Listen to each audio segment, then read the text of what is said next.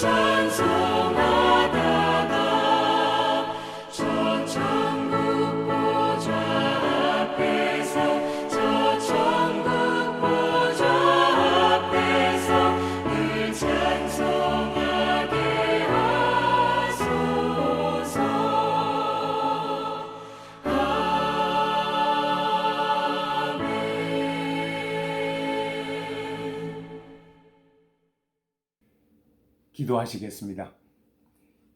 자비로우신 하나님, 주님을 사모하는 저희들이 주님 앞에 다시 섰습니다.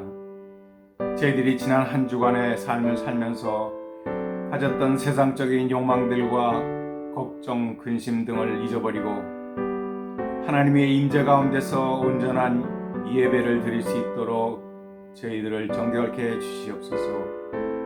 한 주간에 저희들의 삶을 되돌아볼 때 저희들은 주님 전에 나설 수 없는 부끄러웠던 믿음 생활을 했음을 고백드립니다. 저희들이 알게 모르게 저지른 여러 가지 죄들을 생각합니다. 저희들은 자신의 삶만 돌아보고 이웃들에게 사랑을 베풀지 못했습니다. 주님의 말씀을 묵상하고 기도 생활하는 것도 게을리했습니다. 저희들이 지은 죄를 회개하오니 용서해 주시옵소서. 이제는 하나님 앞에 저희들이 저지른 은밀한 죄들을 생각하며 묵묵히 참회의 기도를 드리시겠습니다.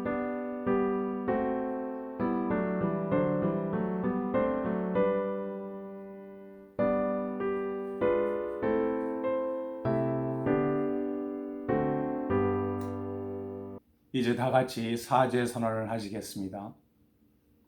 만일 우리가 우리 죄를 자백하면 저는 미쁘시고 의로우사 우리 죄를 사하시며 모든 불의에서 깨끗게 하실 것이요.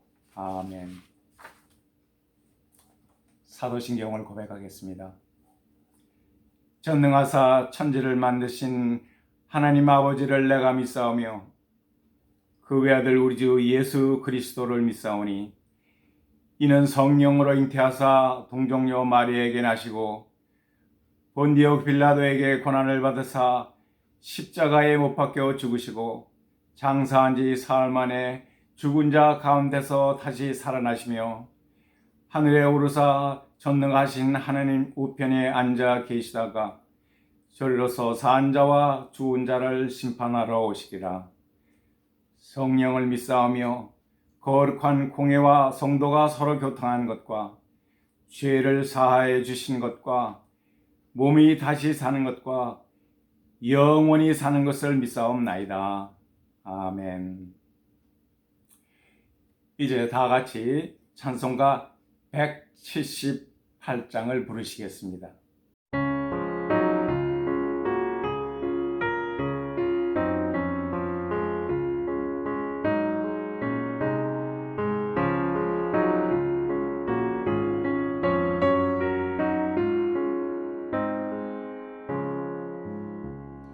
주의 사랑 비칠 때의 기쁨 오네 근심 걱정 물러가고 기쁨 오네 기도하게 하시며 희미한 것 물리쳐 주의 사랑 비칠 때 기쁨 오네 그 큰 사랑 내 맘속에 충만하게 비칠 때에 찬송하네 그 큰 사랑 내 맘속에 화평함과 기쁨 주네 그 큰 사랑 주의 사랑 비칠 때에 이 세상은 아름답고 활기차게 다 변하네 화평 중에 내 영혼 영광스런 새 생명 다시 찾게 되었네 그 큰 사랑 그 큰 사랑 내 맘속에 충만하게 비칠 때에 찬송하네 그 큰 사랑 내 맘속에 화평함과 기쁨 주네 그 큰 사랑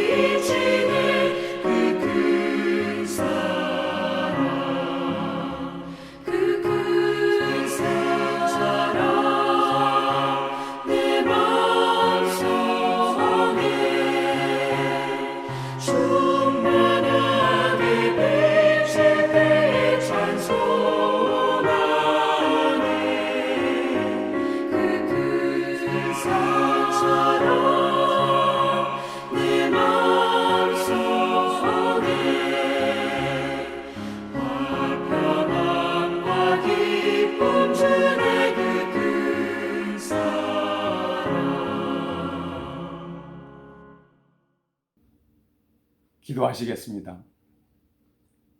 전능하신 하나님 아버지, 이 예배를 통해서 찬양과 영광을 받으시옵소서. 오늘도 귀한 예배의 자리에 함께한 성도들을 축복해 주시고 어려움 가운데 있는 분들을 위로해 주시고 용기와 소망을 주시옵소서. 어서 속히 주님의 성전에서 직접 예배를 드릴 수 있도록 예배의 처소를 허락해 주시옵소서. 팬데믹 기간 중에도 우리의 믿음 생활이 게을러지 않도록 인도해 주시기를 간절히 원하옵나이다.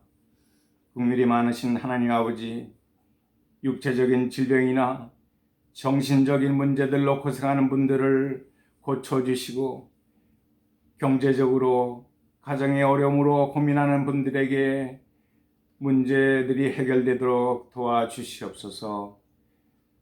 이제 부족한 종이 오늘 하나님의 말씀을 전할 때 성령께서 함께하여 주시기를 예수님 이름으로 기도합니다.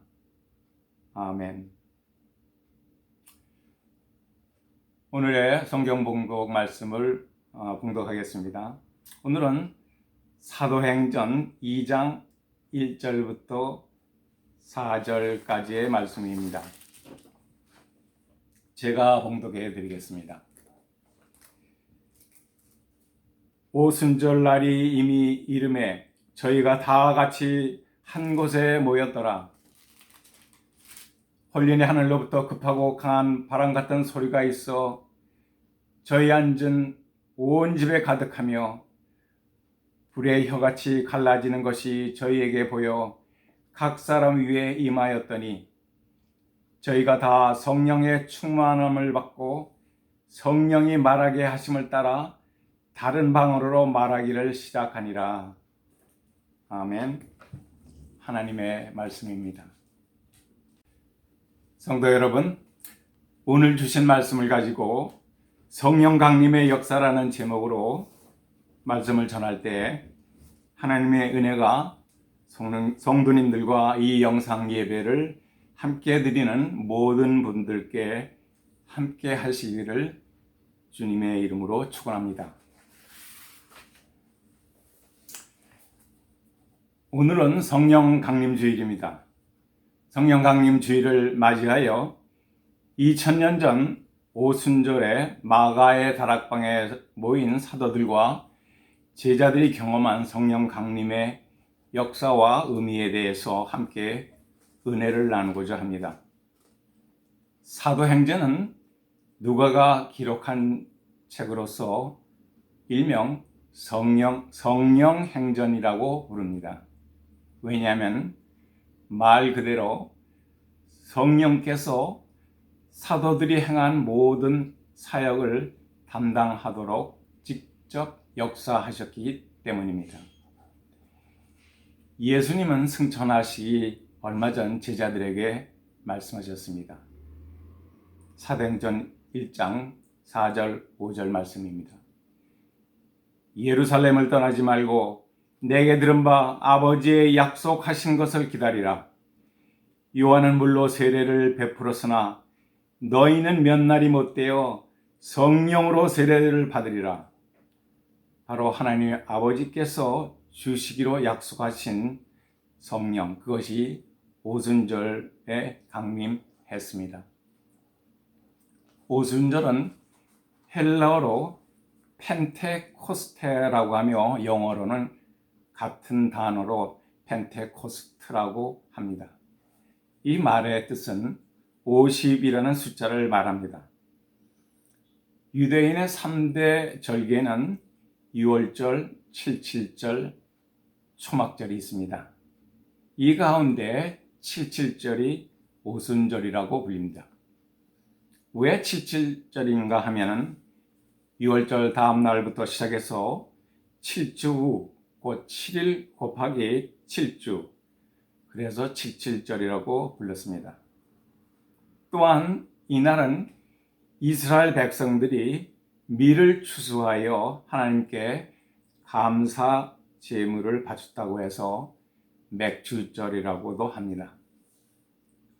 오순절은 기원전 3세기경 구약을 헬라어로 번역한 70인 역에서 70절을 펜테코스테라고 번역해서 그 후 오순절이라고 부르고 있습니다. 또한 이날은 이스라엘 백성이 출애굽을 하고 50일째 되는 날로서 모세가 시내산에서 율법을 받은 날이기도 하므로 유대인들은 더 큰 명절로 지키고 있습니다. 오순절은 우리 크리스천들에게는 예수님께서 부활하신 날로부터 50일째 되는 날에 성령께서 임하신 날이기 때문에 성령 강림절이라고 부릅니다. 구약시대에서 율법을 받은 날이 신약시대에서는 성령을 받은 날과 일치합니다. 이것은 이제 율법의 시대는 지나가고 성령이 지배하는 시대, 곧 은혜의 시대가 시작되었다는 뜻에서 매우 중요한 의미가 있습니다. 예수님께서는 승천하시기 바로 직전에 이렇게 말씀하셨습니다. 오직 성령이 너에게 임하면 너희가 권능을 받고 온 예루살렘과 온 유대와 사마리아 땅끝까지 이르러 내 증인이 되리라. 그러므로 성경 강림절은 예수님의 제자들로 하여금 땅끝까지 구원의 복음을 전할 수 있도록 성령께서 역사가 시작된 날입니다. 이 오순절 성령 강림 사건은 지구상의 역사를 변화시켜 놓은 엄청난 사건입니다. 사실 성경에는 마가의 다락방이란 말은 없습니다. 그냥 다락방이라고 되어 있습니다. 사도행전 12장 12절에 감옥에 갇힌 베드로가 천사의 도움으로 옥문을 나와서 찾아갔던 집이 마가라는 요한의 어머니의 다락방이라고 그렇게 나와 있기 때문에 우리는 마가의 다락방이라고 이렇게 부르고 있습니다. 또 이 다락방은 예수님께서 12 제자와 함께 최후의 만찬을 하셨던 곳으로 여겨집니다. 2000년이 지난 오늘날까지 예루살렘에는 마가의 다락방이라고 여겨지는 곳이 보존되어 있습니다. 저도 이스라엘 성지 순례 갔을 때 이 다락방에 가본 일이 있습니다. 예수님께서 승천하신 후 사도들과 제자들 120명은 이곳에 모여서 기도하면서 성령 강림을 기다리고 있었습니다. 바로 열흘째 되는 날 오순절에 드디어 성령께서 이곳에 모인 모든 사람들을 위해 강림했습니다. 이렇게 강림하신 성령님은 그 자리에 모였던 모든 사람들을 근본적으로 새롭게 변화시켜 놓았습니다. 그들을 참된 그리스도인으로 성령에 충만한 사람으로 구원의 복음의 전파자로 살도록 만들어 주셨습니다. 사실 오순절 이전까지만 해도 제자들과 사도들은 불안과 절망 속에서 빠져 있었습니다. 로마로부터 유대인을 구원하실 메시아로 생각했던 예수님은 허망하게도 십자가에 달려 돌아가셨습니다. 예수님께 걸었던 기대와 소망은 끊어지고 이제는 그전보다 더 큰 두려움과 좌절 속에 사로잡혀 있었습니다. 그리고 예수님의 부활한 사실조차도 의심하고 방문을 잠그고 숨어 있었습니다. 왜냐하면 유대 종교인들이 예수님 시신을 제자들이 훔쳐갔다고 소문내고 그들을 잡아들여 죽일 수도 있다고 생각했기 때문이었습니다. 그런데 부활하신 예수님은 즉시 승천하시지 않으시고 40일 동안 이 세상에 머무르면서 여러 번 제자들에게 당신이 살아나셨음을 보여주셨습니다. 그러면서 주님은 두려움과 불안에 떨고 있는 제자들에게 평강을 주시고 부활의 확신을 심어주시고 주님이 원하는 복음 전도의 삶을 살도록 가르쳐 주셨습니다.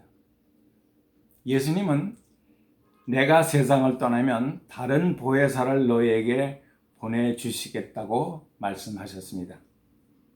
여기서 보혜사라는 말은 돌보시고 은혜를 주시는 분이라는 뜻입니다. 보혜사란 말의 헬라어 단어는 파라클레이토스라고 합니다. 파라는 곁에라는 말과 클레이토스라는 부르시다는 말의 합성으로서 곁에 부름받은 자라는 뜻입니다. 보혜사는 그래서 조력자, 대언자 또는 상담자, 위로자로서 우리들 성도들 곁에서 성도들의 믿음 생활을 도와주시는 진리의 영, 곧 성령이십니다. 이렇게 강림하신 성령님은 오셔서 무엇을 하셨을까요? 오늘 우리는 성령께서 오실 때 일어난 일과 성령님의 역사에 대해서 묵상하고자 합니다. 첫째로 성령님은 사람들을 새로운 피조물로 변화시킵니다. 새로운 피조물은 새로 거듭나는 삶이요 중생한 사람을 말합니다. 예수님께서는 밤중에 찾아온 니고데모에게 진실로 진실로 내게 이르노니 사람이 물과 성령으로 나지 않으면 하느님 나라에 들어갈 수 없다고 말씀하셨습니다. 이 말씀은 성령 세례를 통하여 사람들로 하여금 구원에 대한 확신을 가지게 되고 성령님의 인도에 따라 천국 백성으로서의 새로운 삶을 살게 해준다는 말씀입니다. 예수님의 제자들은 3년 동안 주님을 따라다녔습니다. 그러나 그들은 예수님이 붙잡히실 때 다 도망가 버렸고 예수님의 십자가 현장에도 대부분 없었습니다. 또한 예수님께서 돌아가신 후에는 그들은 숨어 있었던 비겁한 사람들이었습니다. 그러나 성령 강림 후 그들은 새로운 사람으로 변화되었습니다. 사도 바울은 고린도 후서 5장 10절에서 그런즉 누구든지 그리스도 안에 있으면 새로운 피조물이라 이전 것은 지나갔으니 보라 새 것이 되었도다 라고 말씀하셨습니다. 성령으로 거듭난 삶은 옛 삶에서 전혀 새로운 삶으로 변화됩니다. 오늘 본문 12절 말씀에 보면 예루살렘에 모인 유대인들이 다 놀라며 의혹하며 서로 가로되 이 어쩐 일이뇨 하며 어떤 이들은 조롱하며 저희가 세술에 취하였다고 했습니다. 그들은 무식하고 겁 많은 예수님의 제자들이 갑자기 나타나서 자기들의 방언으로 하나님께서 하신 일을 말하는 것을 들었을 때 엄청나게 놀랐습니다. 그들은 완전히 변화된 제자들의 모습을 이해할 수 없어서 세술에 취했다고 조롱까지 했습니다. 그렇습니다. 인간의 지식으로는 예수님의 제자들이 그렇게 변한 것을 이해할 수 없습니다. 이제 제자들은 다락방에 숨어 있지 않고 대담하게 거리에 나섰습니다. 베드로 사도는 즉시로 주님의 부활의 복음을 전하는 전도자가 되었습니다. 그리고 예수님의 다른 제자들도 평생 세계 각처에서 구원의 복음을 전하다가 대부분 순교했습니다. 성령께서는 죄인들을 변화시키고 새로운 존재로 만들어 주실 뿐만 아니라 믿음이 연약한 성도들을 변화시켜서 구원의 복음을 전하는 사역자들로 만들어 주시는 능력을 가지고 있습니다. 둘째로 성령님은 강한 바람처럼 타오르는 불꽃같이 엄청난 능력으로 나타나셨습니다. 본문 2절에 보면 후련히 하늘로부터 급하고 강한 바람 같은 소리가 있어 저희 앉은 온 집에 가득하며 불의 혀같이 갈라지는 것이 저희에게 보여 각 사람에게 임하여 있더니 라고 기록하고 있습니다.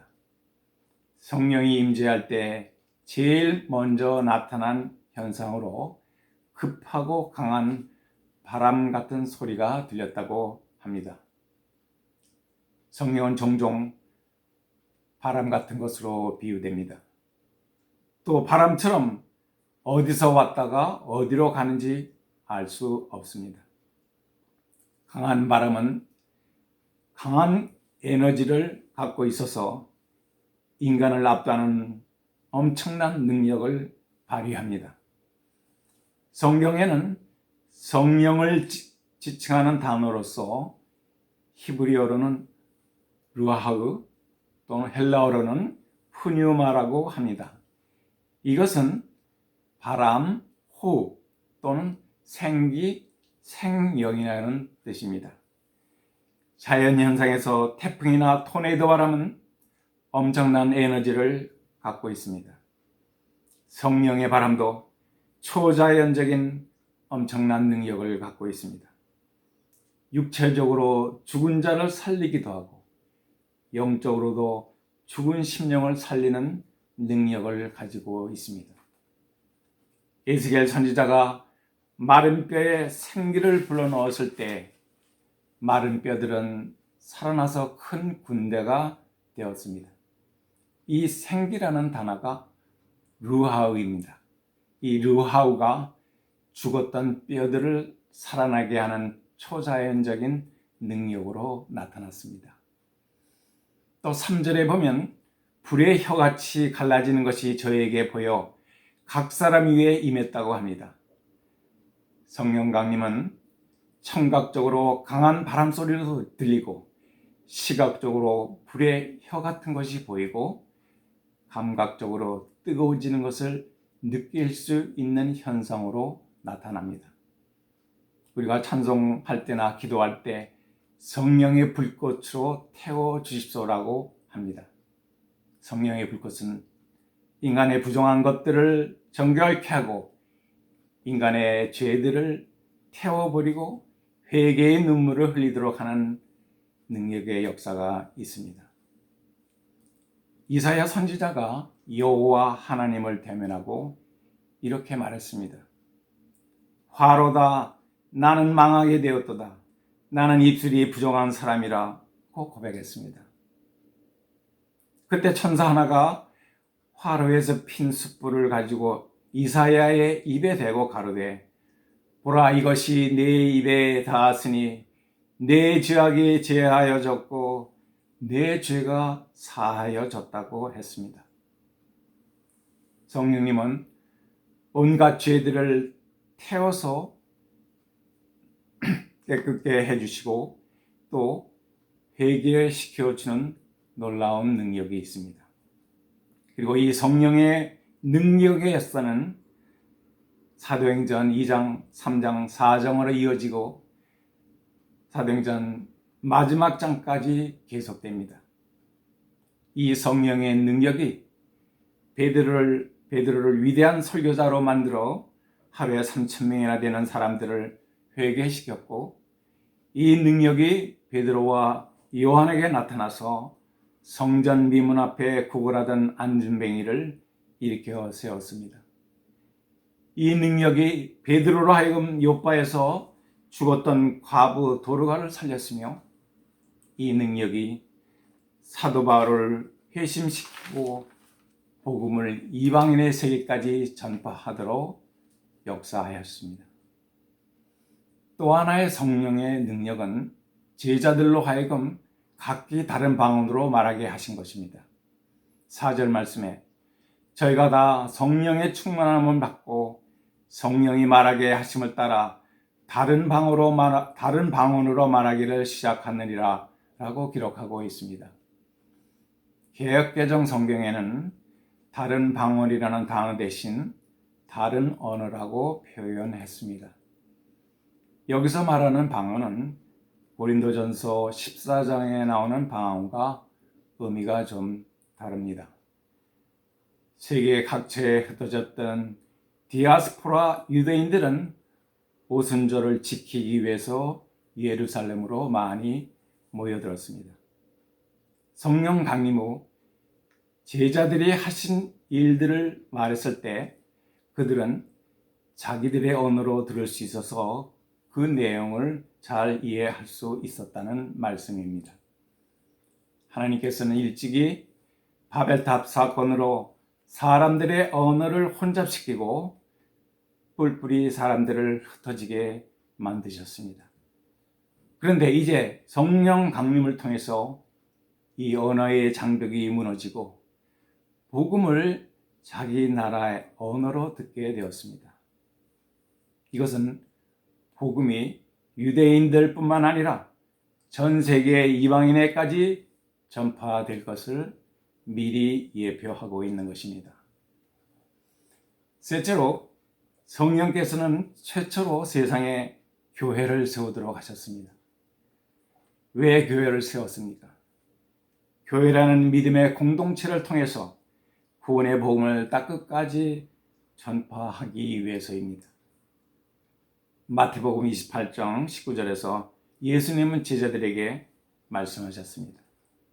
그러므로 너희는 가서 모든 족속으로 제자를 삼아 아버지와 아들과 성령의 이름으로 세례를 주라고 마지막 명령을 내리셨습니다. 성령 강림 후 사도들은 무엇을 했습니까? 그들은 곧바로 거리에 나가 예수님의 부활의 증인으로서 구원의 복음을 전했습니다. 그리고 그들은 한 곳에 모여 기도하고 찬양하며 말씀을 배우고 서로 가진 것들을 나누며 믿음의 공동체 생활을 시작했습니다.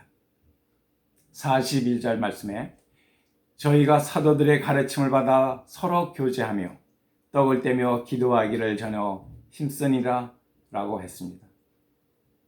제자들은 그리고 또 거리에 나가서 계속해서 복음을 전했습니다.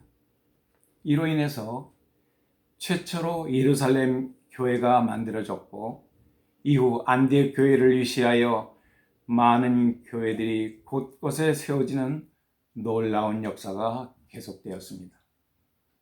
2000년 동안 복음은 팔레스타인 유대 지역에서 소아시아로 그리고 유럽으로 그리고 미국으로 드디어 지구를 한 바퀴 돌아 한국에까지 전파되어 오늘날 저와 여러분이 함께 이 워싱턴에서 캐피탈 커뮤니티 교회를 섬기고 있습니다. 성도 여러분, 예수님께서는 성령을 회복하면 너희 죄가 용서받지 못한다고 말씀하셨습니다. 왜냐하면 성령께서 하시는 일은 복음을 전파하는 것인데 이것을 방해하면 사탄의 편에 서는 것이기 때문입니다. 사도행전에서 바울의 복음 전도 역사는 오로지 성령의 능력 안에서 이루어진 것입니다. 아시아에서 복음을 전하지 못하게 하시고 유럽으로 건너게 하신 것도 성령께서 하신 일입니다.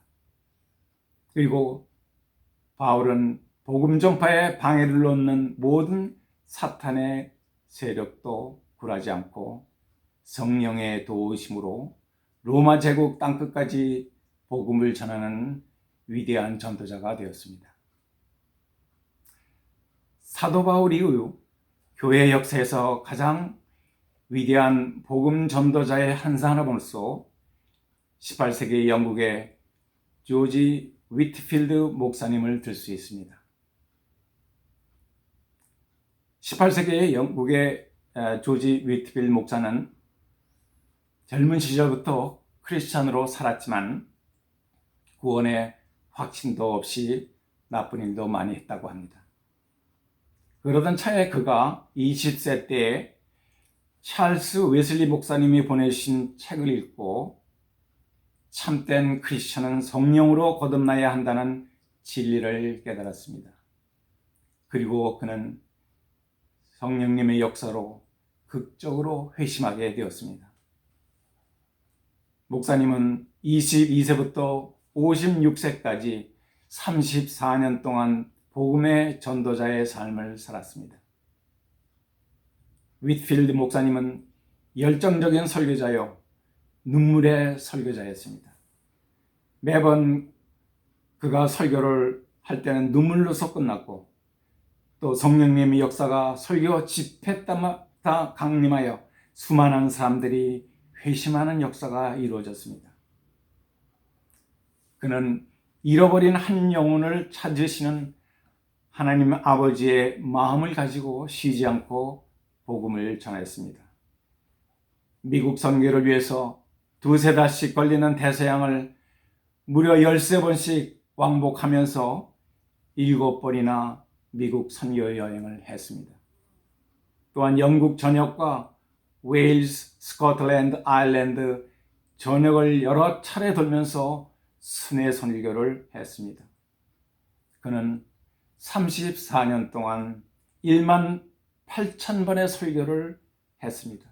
그것도 대부분 야외에서 육성으로 수천 명에서 수만 명에 이르기까지 청중을 대상으로 설교했습니다. 이것은 인간으로서는 도저히 불가능한 일입니다. 오직 성령의 능력으로만 가능한 것입니다.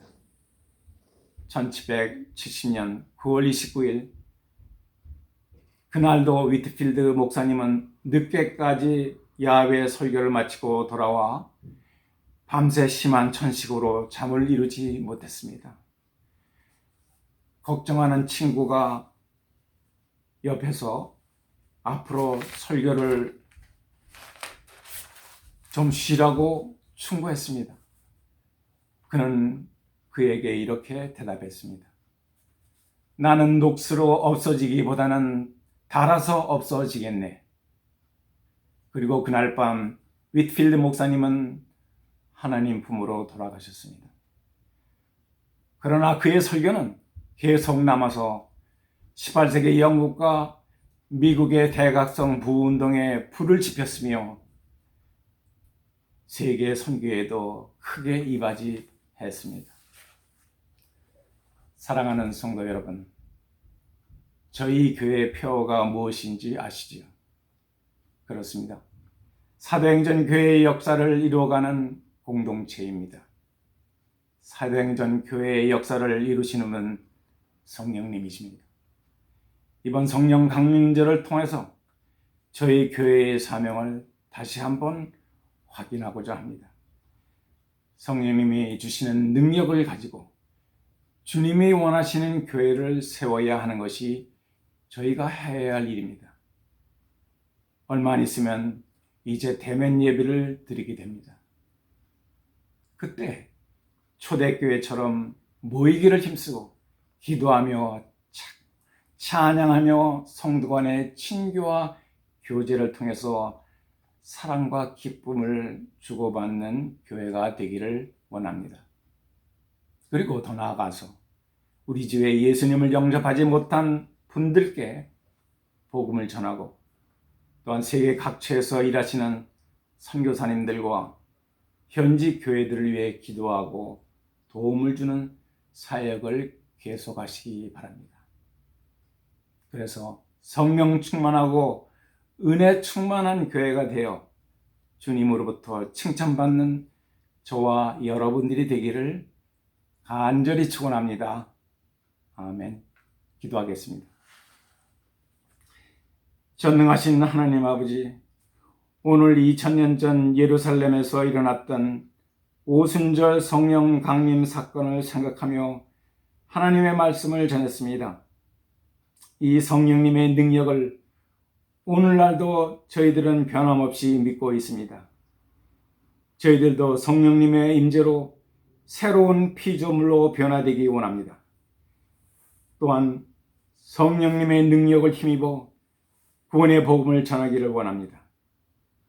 그리고 믿음의 공동체 안에서 모여서 찬양하고 기도하고 서로 사랑의 교제를 나누는 귀한 성도님들이 다 될 수 있도록 인도해 주시옵소서.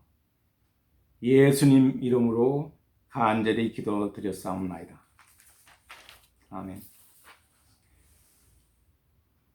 지금은 우리 주 예수 그리스도의 무한한 은혜와 하나님 아버지의 극진하신 사랑과 성령님의 감호 감동 교통하심의 능력이 오늘 이 자리에서 예배를 드리고 복음 전파의 사명을 담당하고자 다짐하는 모든 성도님들의 머리 위에와 그 가족들과 하시는 사업체와 직장 위에와 그리고 섬기는 저희 교회 위에 지금으로부터 영원까지 함께 하시기를 축원합니다. 아멘.